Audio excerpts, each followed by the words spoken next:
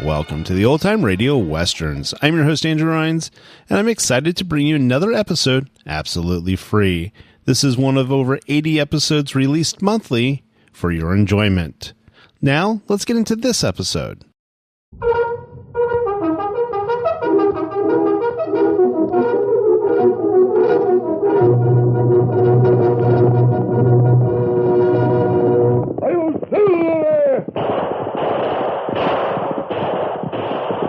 Horse with the speed of light, a cloud of dust, and a hearty Hi-Yo Silver, the Lone Ranger.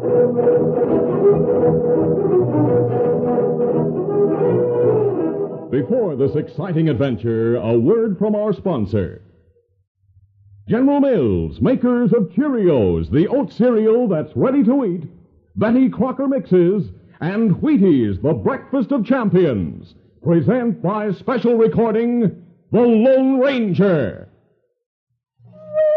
All over the country, in every direction, how you doing is the question. And here's what the happy people have to say. Eating our Wheaties and doing okay. Hi there. This is the Lone Ranger speaking. Out here in the West, we have a couple of champions who are really doing okay. Champion Bob Maynard. He can grab 1,000-pound steer by the horns and toss it to the ground like it was a 3-day-old calf. And bronc-busting champ Bob Burrows, the way he can stick on a mean, sidewinding bronc, you'd think he was glued to the saddle. They're both great rodeo champions and both eat Wheaties. Have been ever since they were youngsters. That's a good example to follow. Keep on eating your Wheaties and you'll be doing okay.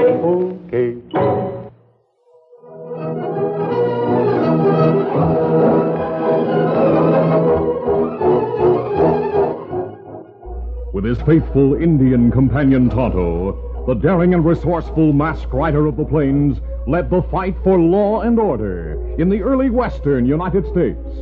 Nowhere in the pages of history can one find a greater champion of justice. Return with us now to those thrilling days of yesteryear. From out of the past come the thundering hoofbeats of the great horse Silver. The Lone Ranger rides again. Come on, Silver. Let's go, big fella. I'll Silver. Hooray!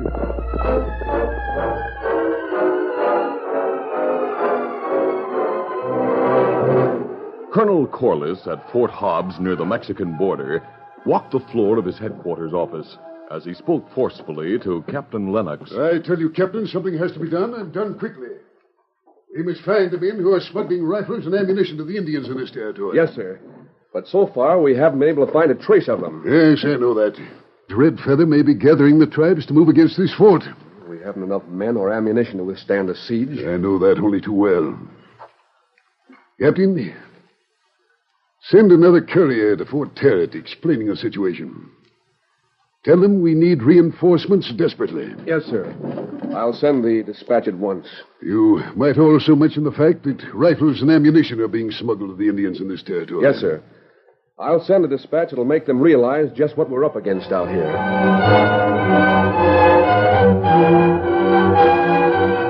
It was sunset when the Lone Ranger and his Indian companion Tonto stopped in a grove about 10 miles east of Fort Hobbs and prepared to camp for the night. Oh, Scout. Oh, fella. Easy, big fella. Easy, Scout. Easy, fella. This grove will make a good campsite, Tonto. Ah.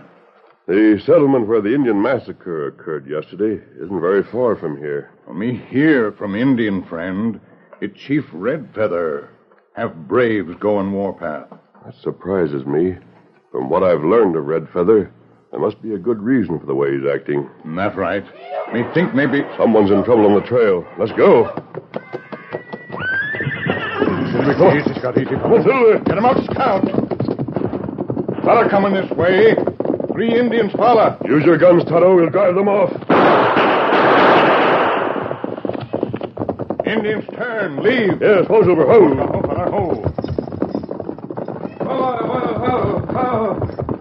for driving off the Redskins. They all...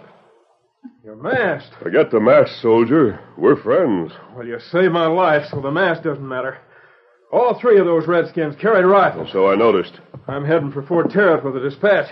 I think you'll be able to go on now without further interference. Oh, how are matters at Fort Hobbs? The colonel fears an attack. The Indians are getting rifles and ammunition from someone, but we can't find out who's supplying them. Why has Redfeather gone on the warpath? You know? He claims an Indian hunting party was massacred by whites. That happened 2 weeks ago. I see. Well, thanks again for helping me, mister. I'll move on now. Adios. Adios. Adios. Get up there. Get on. Get on. Get. News not good, Kimasabi. We'll move closer to Fort Hobbs in the morning, Tonto. We'll see if there's anything we can do to help the situation.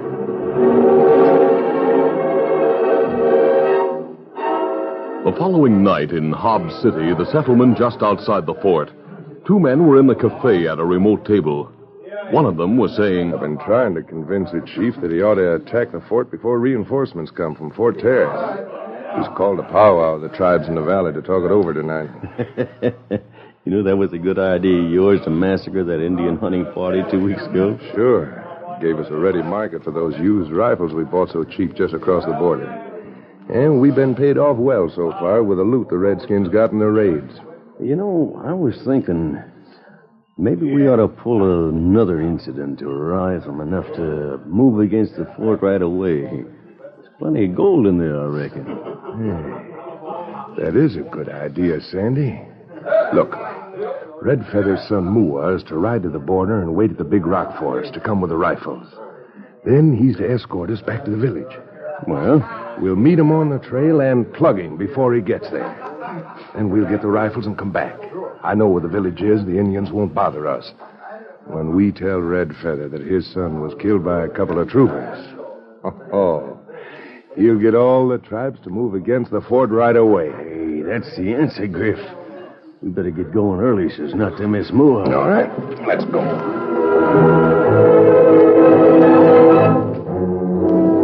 Meantime, the Lone Ranger and Tonto had moved into the hills near Hobbs City. They had just returned to a campsite they'd selected earlier after making a trip to the outskirts of the settlement. As the two men prepared to unsaddle Silver and Scout, they heard a shot from down the trail. That come short way down trail. Yes, we'll go investigate. Maybe Listen. Sound like two riders. Yes, let's go steady. Easy, Scout, easy, fella. Come on, Silver. Get him up, Scout. Moon, plenty bright. That's a help. I think I see a figure lying on the trail, Tonto. That's right. He see horse and cider trail. Easy, fella. Easy, Scout. Easy, fella. Tonto, it's an Indian. Me turn him over. Pulse is still beating. Kimasabi. Him son of Redfeather. Are you sure?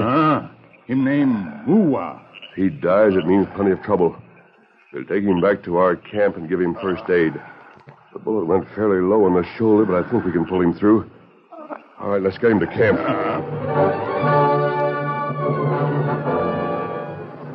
At the Lone Ranger's camp, Tonto, who was bending over the still unconscious Mua, suddenly straightened up, listening. Kimasabi. What is it, Tonto? War drums. You hear 'em? Yes, it means trouble. Me think it mean Indians get ready to attack fort. It will mean a massacre if they do. That's right. Tonto, the colonel must be warned. You stay with Mua. Do all you can to bring him through. I'll head for the fort. It risky, Kimasabi. I'll take the risk. I'll warn the men at the fort, then I'll come back here. We can make Mua pull through. It may be the one chance to stop the attack. The fort isn't far away, Tonto. I won't be gone long. Steady, big fella. Adios. Adios. Come on, Silver.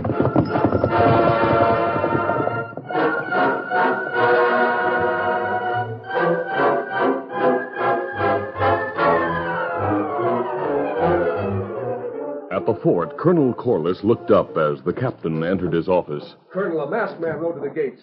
We have him under guard, but he insisted he must talk to you. He says he brought important news. Bring him in, Captain. Yes, sir. Sergeant, bring in the masked man. Yes, sir.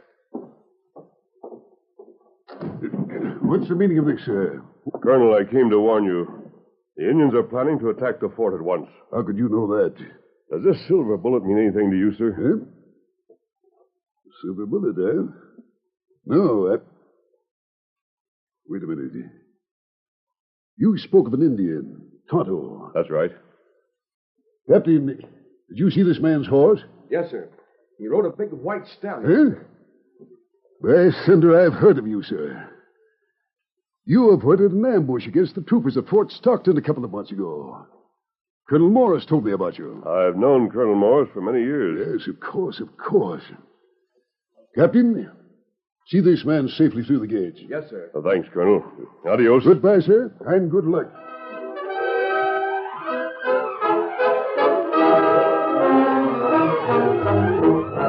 We'll continue our Lone Ranger adventure in just a moment.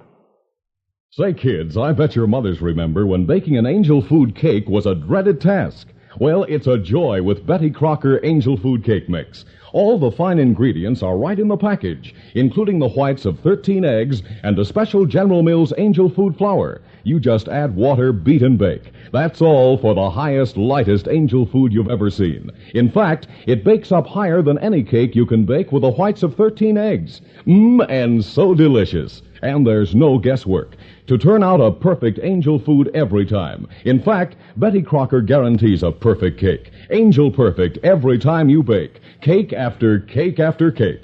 Absolutely perfect, or write General Mills, Minneapolis, Minnesota for your money back. And Betty Crocker Angel Food goes so perfectly with any one of your favorite summer ice creams. You'll want to have it often. Someday soon, ask Mom to bake up a perfect Betty Crocker Angel Food cake. A light summer dessert for the whole family.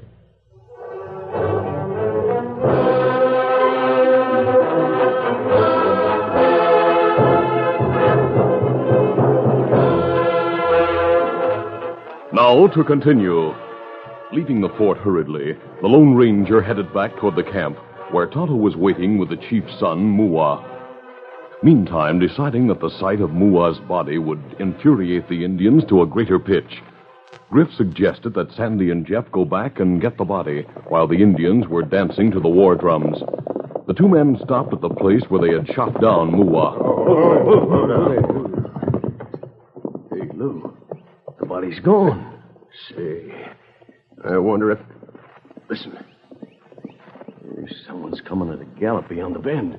Let's ride into the arroyo quick. Right. Come on, get up there. Get up.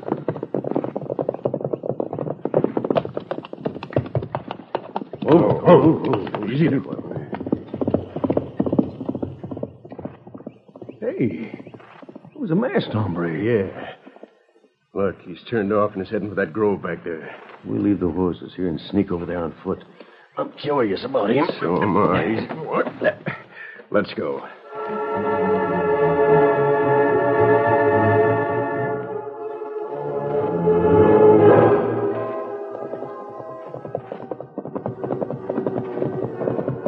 The Lone Ranger rode into camp and hastily dismounted. A moment later, he stood waiting beside Mua as Tonto gave the wounded Indian a drink of water. The Lone Ranger asked, Has he said anything yet, Tonto? Him just come to. Oh. Him ask for water. Now maybe him able to talk. Mua, you listen. Me, Tonto, masked man, friend. We hear shot. Find you on trail. Last night. We try plenty good medicine, make you better. Whole life to Tonto, friend. Do you know who tried to kill you, Mua? Two paleface. Them get rifle for Red Feather. Them go for more. Mua go to bring him to village. Them meet Mua on trail. Then try to kill. I see. Kimasabi. Silver give a warning. Yes, he's looking off to the side. Help me pull Mua behind that boulder, quick. Me do it. See. There.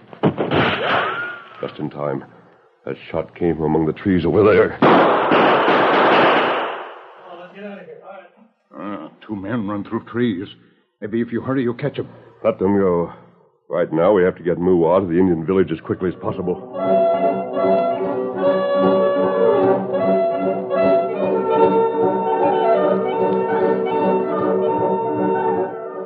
After replacing Mua's bandage and making him as comfortable as possible on his horse, the Lone Ranger and Tonto set out with the wounded Indian for Red Feather's village. They were forced to move at an easy pace. By the time they reached the village, the Indian braves were already gone. Red Feather take braves of many tribes. Them go to attack fort. Pale faces tell 'em Chief Red Feather that Mua killed by 2 troopers. The men who brought the rifles wanted the Indians to attack the fort, Tonto. That's why they tried to kill Mua. That's right. Make Mua comfortable in his father's wigwam. I'll try to reach Red Feather before the attack begins. Adios. Adios.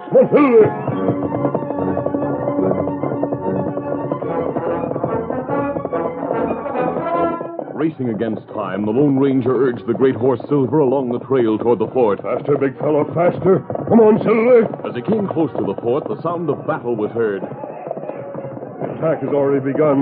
Must get through to Red Feather. Come on, Silver.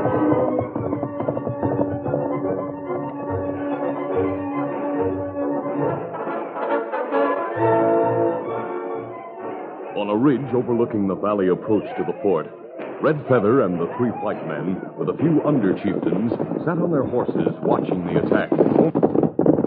Silver, easy, steady, big fella. Aye, Chief Red Feather. Aye. Man of the mask wants friends of Red Feather. Him once say Paleface want peace, not want to harm Indians. Me find him talk with Crooked Tongue. No, great chief. I spoke the truth. Those who bring you rifles spoke with Crooked Tongue. You must stop the attack on the fort. Troopers kill son of Red Feather. No, Mua is not dead. He rests now in the wigwam of his father. He's lying, Red Feather. We saw Mua shot down. You and your 2 friends shot Mua. You aroused the Indians against the fort. You dirty, lying, polecat. Hold it! No! My arm! Get him down, Sandy! Lou! Taylor! At the chief's words, the other Indians moved close and grabbed both Sandy and Lou, pinning their arms back and winding lariats quickly around them. Red Feather will go to village to see if Man of the Mask speak the truth. Wait, Chief Red Feather. Stop the attack until you do go to the village. If I have not spoken the truth, I shall be your prisoner. You may order the attack renewed. Maurete! Drums will call my braves from the attack. That is good, Red Feather. But if Mua not alive and at my wigwam, then the attack shall continue, and you shall die. Now we go to village.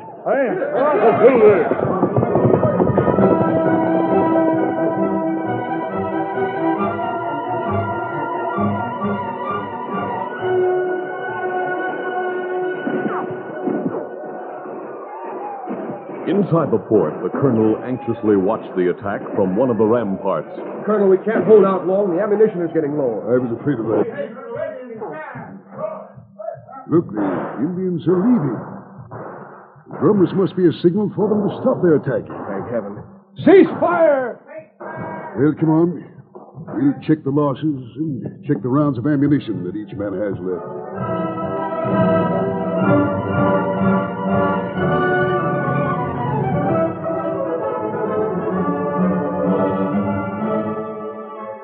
For an hour or more, all was quiet. The Indians had disappeared over the ridge, and the troopers waited tensely for a renewed attack. The colonel and the captain stood in the watchtower near the main gate, scanning the distant ridge. Suddenly, the captain pointed and spoke excitedly. Look, Colonel. A group of Indians are coming over the ridge now. We better start firing. Oh, wait. They're white men, those Indians. And they're carrying a white flag. I can't quite make out. Captain, the masked man is with him. Tell the men to open the gate. Yes, sir. Sergeant, open the gate. Yes, sir. Open the gate.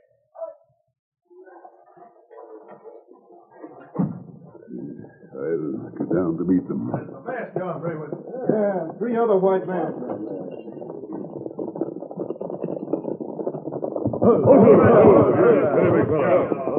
Red Feather and a few of the tribal chiefs have come to talk peace with you, Colonel. Braves of Red Feather on way back to Indian village. Them not attack anymore. Chief Red Feather has made a wise decision. Since you broke the peace treaty... Pardon me, Colonel. Red Feather was led to believe the treaty was broken by the white men. The son of Chief Redfeather told us everything. I don't understand. These 3 men whom we brought here as prisoners attacked an Indian hunting party 2 weeks ago and killed them all. They shot Redfeather's son and left him for dead last night. How do you know all this? Tonto and I found Muah, the chief's son, and attended his wound. Just before Redfeather and the rest of us left his village to come here, Muah told us he met these men on the trail to bring them to his father's village. Before they shot him, they boasted to Muah about killing the hunting party to start trouble. Masked friend and Tonto, fine son of chief. Use good medicine. Make Muah to live. Him say these palefaces shoot him. Them come to village later, tell Redfeather attack fort, get revenge. I still don't understand why they shot the chief's son. These 3 men had smuggled rifles to sell. They broke the peace between the Indians and the whites, then talked Redfeather into taking the rifles and paying them off in loot. That's right. Them think more soldiers soon come to port, so them shoot Muah and Trail and blame troopers. Them want Redfeather to attack fort quick. That's it. Captain, see that those 3 men are held for trial. Yes, sir. Take them away, Sergeant. Yes, sir. All right, come on. All right. Hey, come on. Redfeather, you and your chieftains may go in peace. Great White Father will understand why you went on the warpath. But if you go on the warpath again, you'll be severely punished. We leave now in peace. Redfeather not go on warpath again. It's good we have friend like man who wear mask. My friend, you saved the day for us, and I'm eternally grateful. Thanks, Colonel Corliss. Our concern is the same. To bring about an understanding that will ensure peace in the West for all time between the Indians and our own people. We could use more men like you and your Indian friends, sir. Thank you. You have nothing more to fear. You're right, sir. I'm sure the reinforcements I sent for will come to augment my garrison. Well, Tonto and I must leave now, but we'll see you again, Colonel. Adios. Adios, my friend. There goes the finest example of American manhood I've ever met, Captain. Yes, sir. But may I ask, just who is that masked man, sir? He's our watchdog of liberty and justice in the West, Captain. He's the Lone Ranger.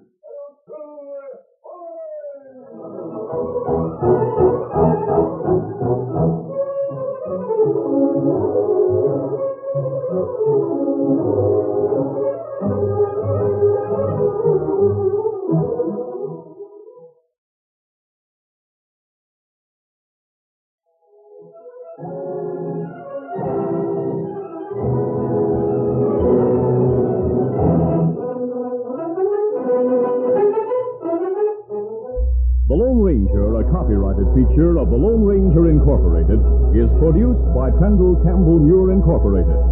The part of the Lone Ranger is played by Brace Beamer. Your announcer, Fred Boyd. Listen to The Lone Ranger, brought to you by special recording Mondays through Fridays at this same time.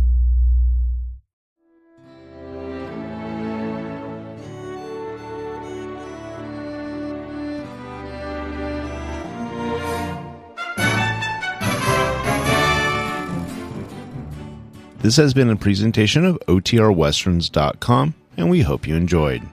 Please take some time to like and rate this episode within your favorite podcast application.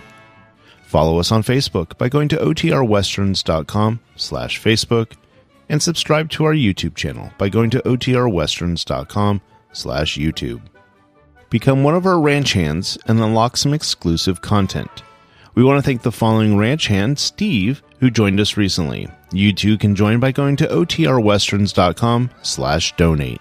Send us an email, podcast@OTRWesterns.com, and you can call and leave us a voicemail, 707-986-8739. This episode is copyright under the attribution, non-commercial, share-alike copyright. For more information, go to OTRWesterns.com/copyright. Have a great day, and thanks for listening.